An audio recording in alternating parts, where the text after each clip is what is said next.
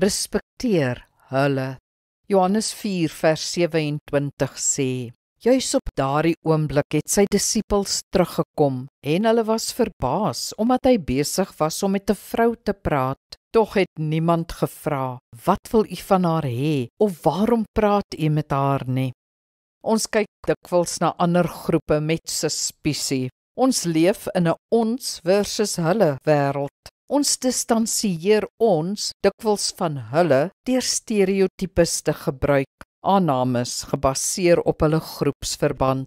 Stereotypes is egter gewoonlik verkeerd, want nie alle Franse kan kook en nie alle Duitsers is presies nie. Selfs al sou 'n stereotype waar wees vir 'n groep, is dit nie noodwendig waar vir 'n individu in die groep nie. Dis affronterend as slegte eienskappe aan jou toegeskryf word, bloot omdat jy aan 'n sekere groep behoort, veral as dit jou in die praktyk benadeel.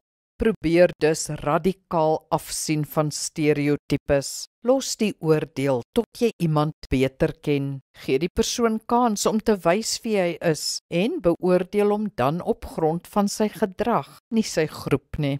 Eintlik moet Christene mensgemaakte grense liefdevol oorskry, soos Jesus hier doen met die Samaritaanse vrou.